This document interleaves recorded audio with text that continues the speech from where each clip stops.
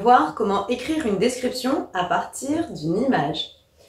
Donc déjà, le document, je vais essayer de voir si j'ai le nom de l'auteur, si j'ai un titre, si j'ai une date de création ou de parution. J'essaye de déterminer la nature. Est-ce une photographie? Est-ce un dessin de presse? Est-ce un tableau? Et puis j'essaye de voir s'il y a un but comme critiquer, dénoncer, faire rire ou juste illustrer quelque chose. Voilà, ça c'est le premier contact que je vais avoir avec mon document. Ensuite, je vais utiliser les outils de la description. Donc, il va falloir que je pense à utiliser des connecteurs spatiaux. Je vais regarder ce qu'il y a à gauche, à droite, au centre, premier plan, deuxième plan, arrière-plan. On a déjà vu ce vocabulaire dans la description avec l'analyse de l'image que je t'invite à reprendre. Il y a une vidéo qui remet tout ça en perspective si jamais ça peut t'aider. Ensuite, je vais utiliser des connecteurs temporels pour organiser ma description. D'abord, puis, ensuite et pour finir. Je vais également penser à varier mes verbes de perception parce que si je dis sans cesse « je vois » ou « on voit », eh bien ça va être très répétitif et assez monotone. Alors, certes, il y a le verbe « voir », mais on va pouvoir aussi utiliser « observer »,« noter » et tant d'autres. Peut-être que je peux essayer de voir si je peux utiliser de l'expansion de nom. Donc là, ici, je vais employer des adjectifs, des compléments du nom. Je vais essayer de faire des phrases, somme toute, assez complexes pour pas juste faire des toutes petites phrases descriptives, mais quand même pour les enchaîner les unes avec les autres et donner un peu de corps à mon texte. Là, j'ai mis un petit exemple. Au premier plan, on aperçoit une chaise de bois d'ébène d'un noir profond. Donc l'ébène, c'est un type de bois, j'ai rajouté la couleur, donc on voit que ma phrase elle est assez longue, elle est complexe.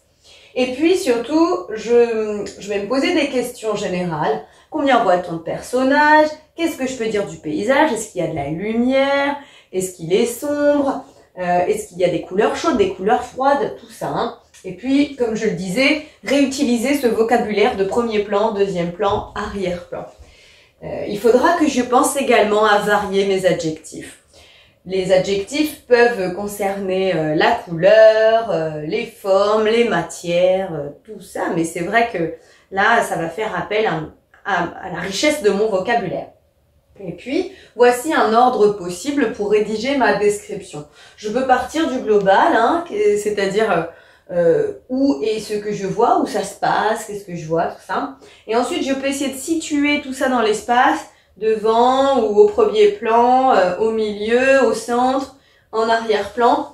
Et puis ensuite, je peux peut-être faire un autre petit paragraphe pour préciser ce que font les personnages. Est-ce qu'on peut dire quelque chose de particulier des objets, du paysage?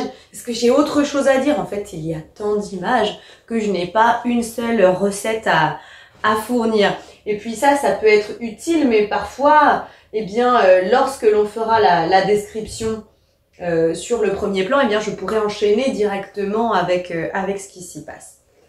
Donc, on va éviter également dans une description comme ça de donner son opinion. On essaye d'écrire de manière objective, ça veut dire de façon neutre. À toi de jouer à présent. J'ai mis au tableau une image que j'ai trouvée dans un magazine qui s'appelle Historia et j'ai rédigé un petit paragraphe qu'il va falloir remplir à l'aide des mots qui sont en bas. Les mots d'en bas sont à gauche, 4, photographie, drapeau, lune, des traces de pas, au premier plan, combinaison et l'arrière-plan. On est prêt? Allez, c'est parti. 7. Là, en gros, je cherche la nature de mon document. 7. Montre l'astronaute Buzz Aldrin. Cette photographie, hop, montre l'astronaute Buzz Aldrin marchant sur la Lune, bien évidemment. Donc, on a dit qu'on commençait notre description par ce qui était évident. On voit ici un sol sombre, terreux, avec des petits cratères. Là. Donc, on voit ici, ce serait quelle partie de mon image? Ce serait au premier plan. On voit au premier plan un sol sombre, terreux. Alors je sais que c'est sur la lune et que du coup je dis terreux comme de la terre, mais j'ai pas d'autre adjectif à mettre. Avec des petits cratères. On distingue également, et là je voulais parler de ça, cranté. Cranté, c'est avec des petits crans comme ça. On distingue également des traces de pas crantés. Et oui, parce que les bottes d'astronaute, ça fait pas les mêmes traces de pas que mes petites baskets. Ensuite, ici, hop, à gauche, on remarque une ombre. Il s'agit de celle du personnage qui est au centre de l'image. Il porte une... Qu'est-ce qu'il porte? Blanche, spatiale blanche. Il porte bien sûr une combinaison, on connaît tous ce terme, donc il porte une combinaison spatiale blanche. On note la présence d'un, là c'est ici, je ne sais pas si tu le vois, mais il y a un petit drapeau américain. Hop là. On note la présence d'un drapeau américain sur son épaule gauche. Dans son casque, là, se reflète un autre personnage. Il ne nous reste pas grand-chose. 4 autres personnages. En fait, on voit les gens qui sont en face. C'est assez intéressant. L'astronaute est éclairé par un spot provenant de sa gauche. Pour finir, là, je veux parler de cet espace-là. Il ne nous reste qu'un seul mot, donc on a bien compris qu'il s'agissait de l'arrière-plan. Pour finir, l'arrière-plan est sombre d'un noir intense. Évidemment, il n'y a pas de lumière. Juste le spot, puisque sinon, il n'y en a pas. On peut dire que Buzz Aldrin prend la pause.